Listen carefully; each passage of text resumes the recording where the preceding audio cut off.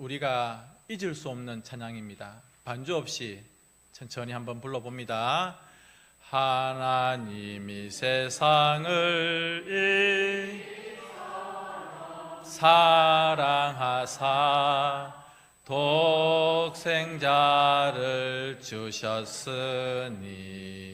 이는 그를 믿는 자마다 멸망하지 않고 영생을 얻게 하려 하심이니라. 아멘. 조금 가사는 틀려도 조금 내가 주일학교 때 배웠던 찬송가랑 조금은 달라도 우리가 오늘 보고자 하는 요한복음 3장 16절의 말씀을 가지고 불렀던 저 찬송은 우리 모두의 고백이 되어야 될 줄로 믿습니다.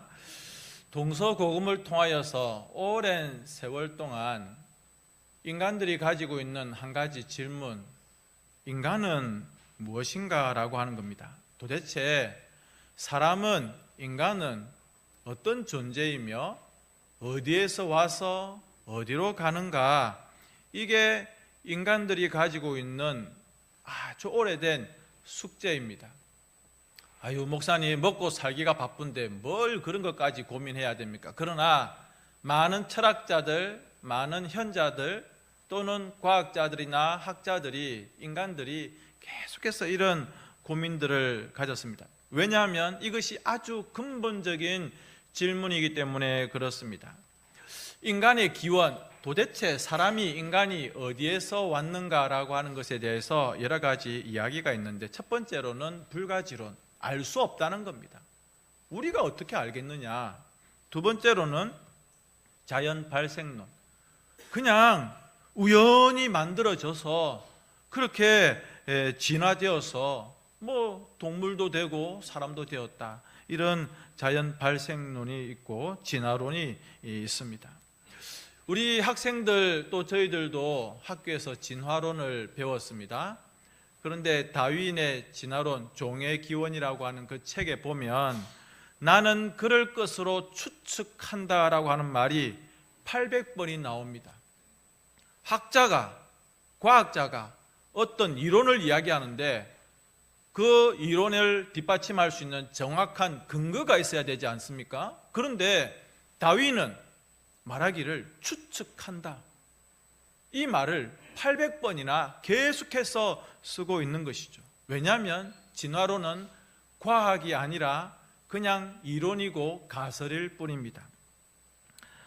지금도 대부분의 권위 있는 진화론 학자들도 소진화는 있을 수 있지만, 그래서 종에서 작은 진화는 있을 수 있지만 종에서 종으로 변하는, 예를 들면 원숭이가 사람이 되는 이런 것은 있을 수 없다라고 대부분의 권위 있는 진화론자들도 그렇게 믿고 있습니다. 그러면 도대체 우리 사람은, 인간은 어떻게 생겨났는가라고 하는 것이죠. 이것을 말하는 유일한 책은 성경입니다. 성경 창세기 1장 1절에 태초에 하나님이 천지를 창조하셨고 그리고 하나님의 형상을 따라 우리 인간을 지으셨다라고 분명하게 기록하고 있습니다.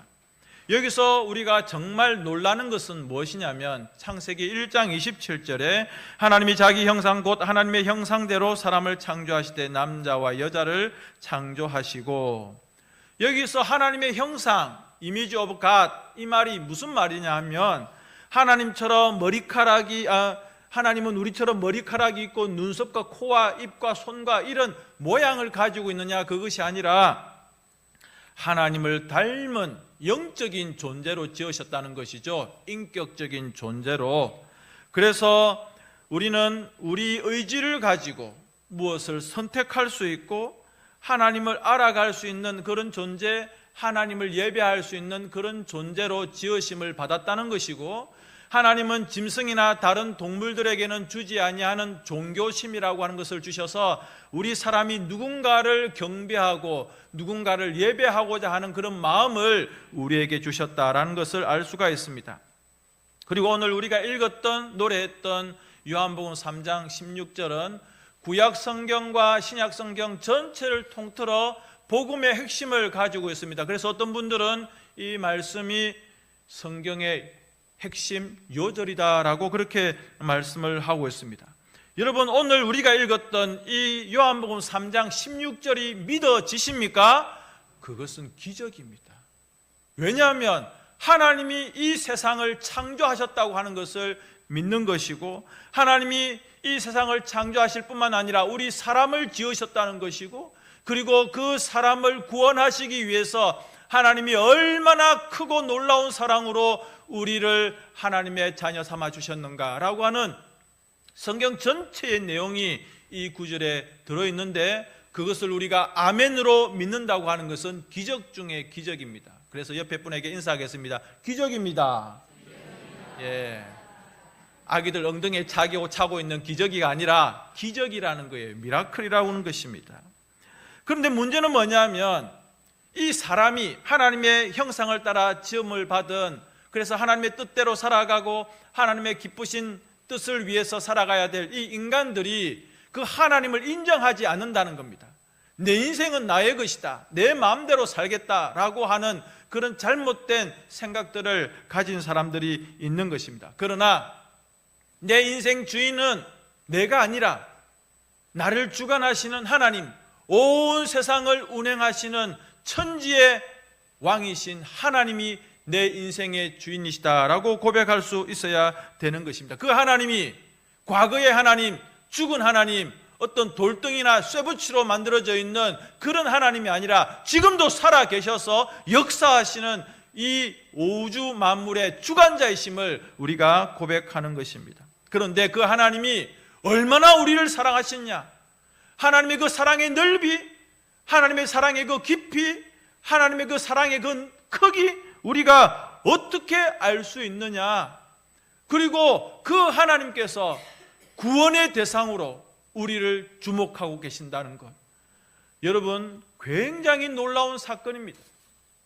그냥 세상을 만들어 놓고 사람을 지어 놓고 너희들 알아서 살아라가 아니라, 하나님이 그 지으신 세계 가운데 우리가 범죄하고 살아가며 그리고 죽음을 직면할 수밖에 없는 문제를 만난 우리들을 위하여서 하나님이 하나님의 하나밖에 없는 외아들 독생자 예수님을 이 땅에 보내주셔서 십자가에 달려 돌아가시기까지 하시도록 우리를 사랑하셨다. 그러니까 하나님 얼마나 우리를 사랑하십니까?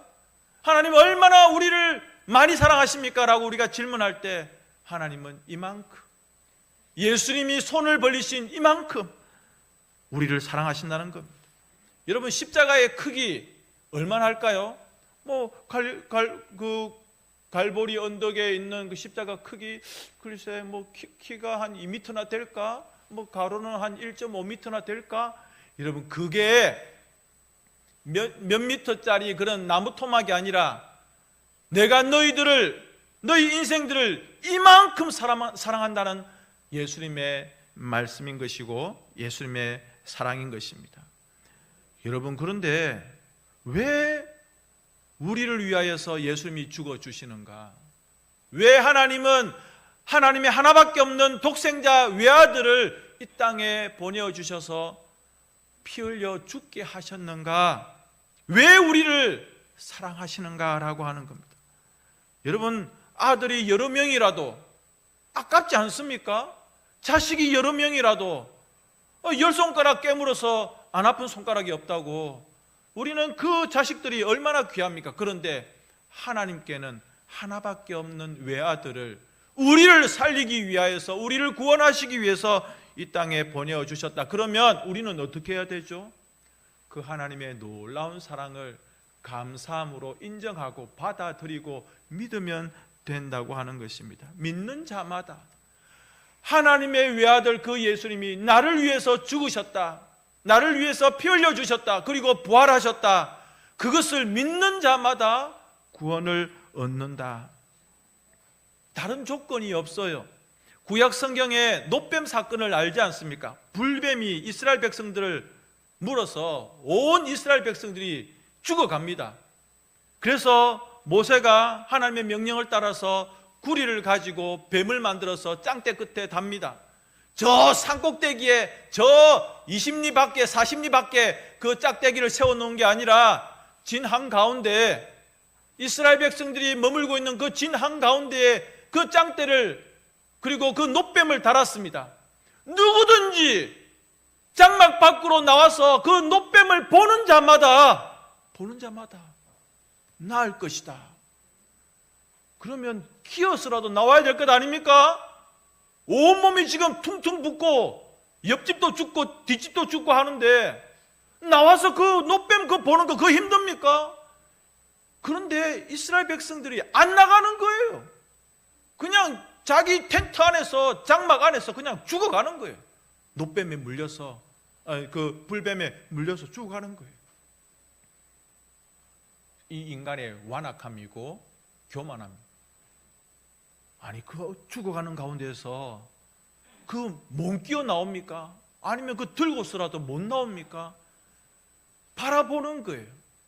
쳐다보는 거예요. 그 놋뱀만 보면 사는데 마찬가지입니다. 십자가에 달려 돌아가신 그분이 나와 전혀 상관이 없는 분이 아니라 하나님이 우리를 사랑하셔서 보내어주신 우리의 구원자라고 하는 예수님이라고 하는 것을 믿기만 하면 되는데, 우리는 조건을 달죠. 똑똑해야 될 거야, 착해야 될 거야, 좋은 일을 많이 해야 될 거야, 이렇게 우리의 어떤 행위들을 생각하는 것입니다. 그러면서 예수님을 어떻게 생각하느냐 하면 세계 4대 성인 중에 한 명으로만 그렇게 아는 겁니다. 여러분, 전도할 때 예수님을 아십니까? 예수님을 믿습니까? 이러면 알아요. 어떻게 합니까? 소크라테스나 공자나 스카모니와 동급의 세계 4대 성인 중에 한 명이다. 그 정도 아는 것은 믿음이 아닙니다. 또 자기는 교회를 좀 다녀봤대요. 자기는 좀 성경을 읽어봤대요. 그러면서 내가 좀 예수를 안다, 내가 좀 교회를 안다라고 합니다.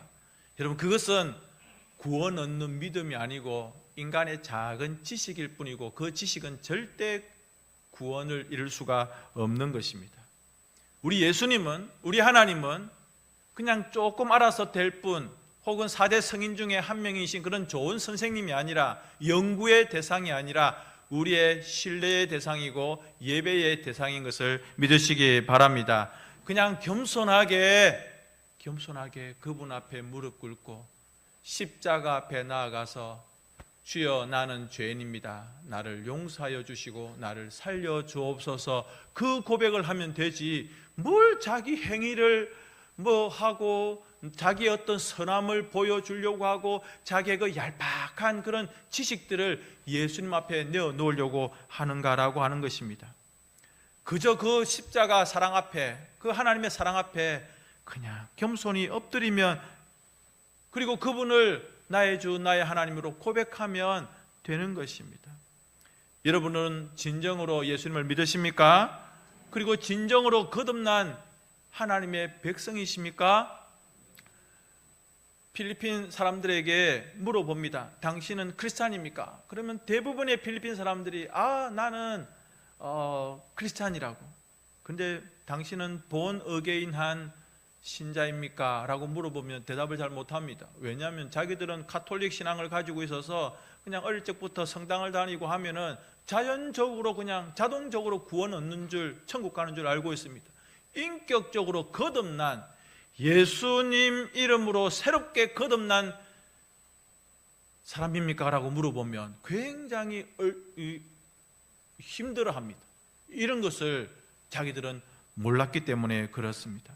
우리는 뭐 도덕적으로 또는 윤리적으로 얼마나 착하게 살았느냐, 그게 중요한 게 아닙니다. 요한복음 3장 16절의 말씀처럼 그 사랑을 내 마음 가운데 고백하고 영접해서 새로운 생명을 소유하고 있는가, 그래서 내가 하나님의 자녀인 것을, 그리고 그 하나님을 믿는 믿음이 있는가라고 하는 것을 우리는 다시 한번 확인해 봐야 되겠습니다. 저는 어릴 적에 찬송가 304장 그 크신 하나님의 사랑, 이 찬송을 부르면서 이게 혹시 과장법이 아닐까, 하늘을 두루마리 삼아서 바다를 먹물 삼아서 그 적으면 이야 이거 근데 여러분 한 사람을 향한 나 개인을 향한 하나님의 그 사랑을 내가 볼펜으로 연필로 하늘을 종이 삼아서 적는다고 해도 다 기록할 수 없다는 거 우리 한번 불러볼까요?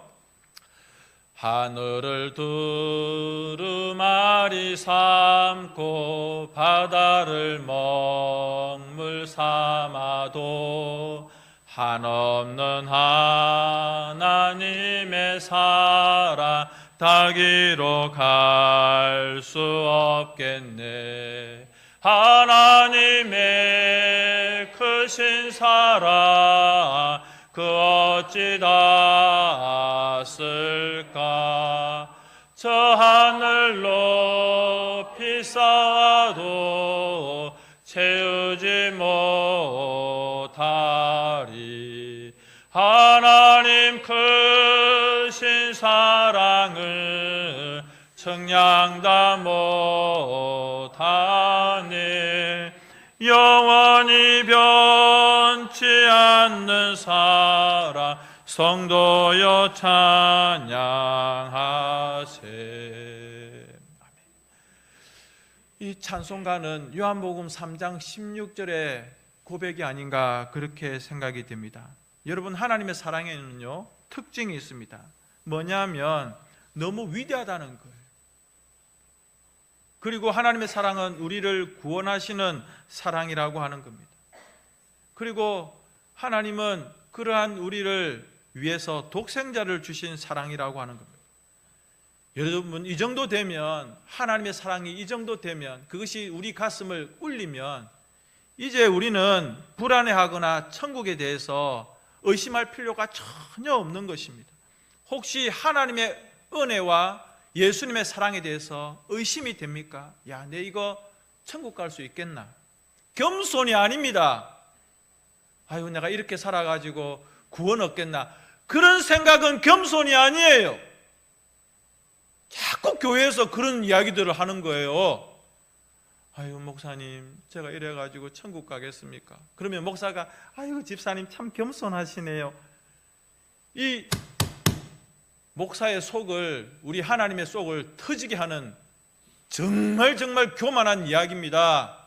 하지 마세요. 입으로라도 그런 말, 그런 생각들 하지를 마시라고요. 예수님의 피가 얼마나 붉은데, 그 사랑이 얼마나 진한데, 나를 살리고 우리를 살리기 위해서 하나님께서 외아들을 죽게 하셨는데 그 사랑을 의심하면서 내가 천국 가겠나? 의심하시면 안 됩니다. 또 자꾸 무슨 행위를 연결하려고 그래요. 아유, 새벽 기도를 빠지지 말고 다녀야 되는데 제가 자꾸 빠져서 이래가지고 구원 얻겠습니까? 아유, 11조를 빼먹는데 제가 천국 가겠습니까? 아이고, 제가 주일 자꾸 빼먹는데 천국 가겠습니까? 이런 거 하지 마시라고요. 하나님이 선물을 주시면 그 선물을 그냥 받으면 돼요. 어떻게? 감사함으로. 내가 그 받은 구원의 선물에 대해서 하나님께 호주머니 뒤적거려가지고 하나님 이거 얼마짜리입니까? 라고 돈을 지어주겠습니까? 아니, 하나님의 구원이, 예수님의 그 사랑이 돈으로 계산할 수 있어요? 그냥 감사하고 기뻐하고 누리면 되는 거예요. 내가 조금이라도 보태가지고 내 구원이 확실해진다면 우리는 자랑할 것들이 많을 것 같아요. 야, 내가 구원을 받았는데 내가 조금 보탰다? 얼마나 교만한 생각입니까? 이런 생각들 가지지 말라고. 구원은 하나님의 선물이다 라고 성경이 분명하게 말씀하고 있는 것입니다. 자, 다시 한번 첫 번째 질문으로 돌아가고 싶습니다. 인간이란 어떤 존재인가? 어떤 의사 선생님이 계셨는데 젊은 의사입니다. 아주 실력이 있어서 많은 환자들을 고쳐가지고 유명해졌고 돈도 많이 벌었습니다. 어느 날 이 의사가 그냥 나도 건강검진 한번 해볼까 했는데 덜커덕 병이 발견된 겁니다. 정밀검사를 해보니까 암이 생겼고 말기라고 하는 겁니다. 의사가 깜짝 놀랐습니다. 그래서 수술을 해야 되겠다. 내 병 고쳐야 되겠다. 그래서 자기 친구 의사들, 잘한다는 의사들 불러 모아가지고 내 이 암 좀 수술해라. 그래서 수술대에 누웠습니다. 친구 동료들이, 의사들이 이 의사 환자를 개복을 했습니다. 배를 딱 열었는데 이건 손을 쓸 수가 없는 거예요. 암이 온몸에 퍼져 있는 거예요. 다시 덮었습니다. 그리고 그 사람은 얼마 못 가서 죽고 말았습니다.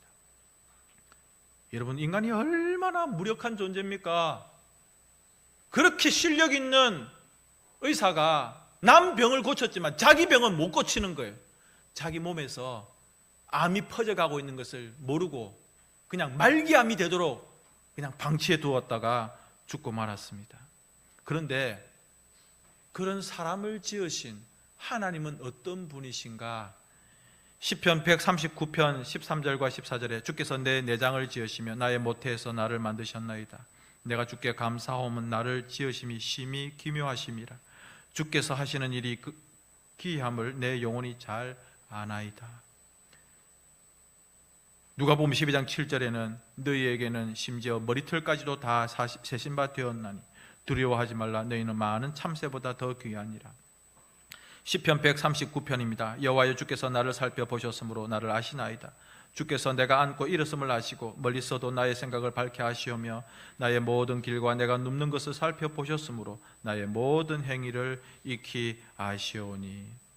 여러분, 시편 139편이 뭐라고 이야기합니까? 하나님이 눈을 피할 수 없다는 겁니다. 내가 숨어도 찾아내고 내가 꽁꽁꽁 싸매어 있어도 하나님이 찾아오시고 우리를 찾아내신다는 말씀을 하고 있습니다. 하나님의 눈을 피해서는 살 수 있는 인생이 없다는 겁니다. 왜? 하나님이 우리를 지으셨기 때문에. 1920년 미국의 어떤 산속에서 차가 고장난 사람이 있었습니다. 그런데 참 다행스러운 것은 이 차가 고장났는데 그 차를 모는 사람이 자동차 정비공이었습니다. 다행이죠. 차를 고칠 수 있어요. 그래서 본넷을 열고 이렇게 여기저기 살펴보는데 이거 산속에서 2시간을 꼬박 차를 고치려고 했는데 차 수리공이 이 차를 고칠 수가 없는 거예요. 그래서 막 머리를 긁적이고 어떻게 하지? 밤은 점점 깊어가는데 날은 점점 깊어가는데 이 차가 고장나서 이 시동이 안 걸려서 굉장히 난처했습니다. 근데 조금 있는데 저 옆에서 아주 멋진 승용차가 탁 지나가다가 차가 탁 서는 거예요. 그래서 멋진 노신사가 탁 내리더니 문제가 있습니까? 이 차가 고장났는데 2-3시간을 막 이렇게 붙들고 있어도 차가 시동이 안 걸린다고. 그래서 노신사가 탁 보더니 제가 좀 봐드릴까요? 그러니까 이 수리공이 의안이 벙벙한 거죠. 선생님, 제가 차 수리공인데 저도 지금 못 고치고 있습니다.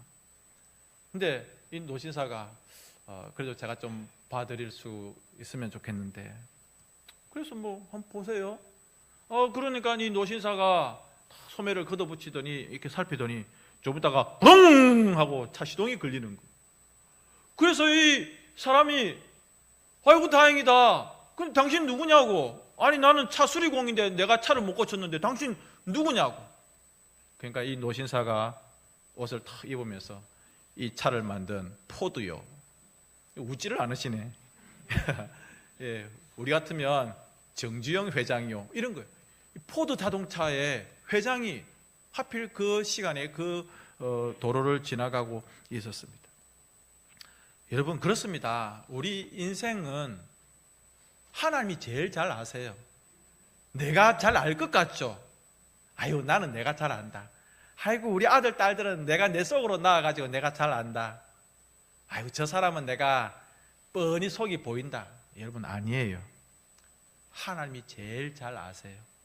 성경에 뭐라고 말씀하셨죠? 내가 눈을 끔뻑이는, 내가 침이 꼴깍 넘어가는 그 순간도 하나님은 놓치지 아니하시고 우리의 속을, 우리의 모든 형편을 잘 아신다. 우리가 어디에서 와서 어떤 길로 가며 어떤 인생으로 살아야 될지를 너무너무 정확하게 아시는 분, 모든 사랑으로 우리에게 부어주시는 분. 하나님 저를 정말 사랑하시기는 하십니까? 얼마나 사랑해요? 이만큼. 십자가에 달려서 손을 쭉 뻗어서 이만큼 사랑한다. 얼만큼 진하게 사랑하십니까? 붉은 피처럼 사랑한다. 너가 혹시라도 놓칠까 예수의 피로 모든 십자가와 땅을 붉게 물들일 그 사랑으로 너를 사랑한다.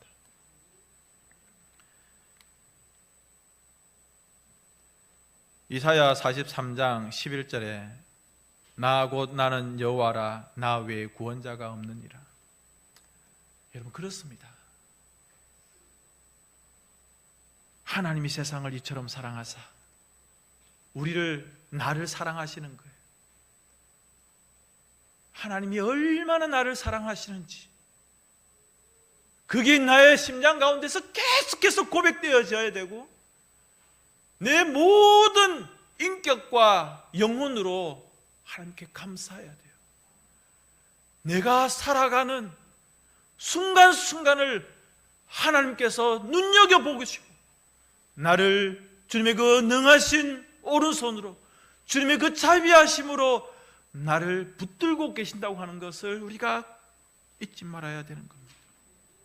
그래서 여러분 그 하나님께 인생을 맡기십시오. 그리고 우리 사람은 하나님을 섬기며 그 사랑에 감사하며 그 사랑을 전하며 하나님의 기쁘신 뜻을 따라서 살아가야 될 인생인 것을 믿으시기 바랍니다. 우리 3장 16절 다시 한번 읽어봅니다. 시작. 하나님이 세상을 이처럼 사랑하사 독생자를 주셨으니 이는 그를 믿는 자마다 멸망하지 않고 영생을 얻게 하려 하십니다.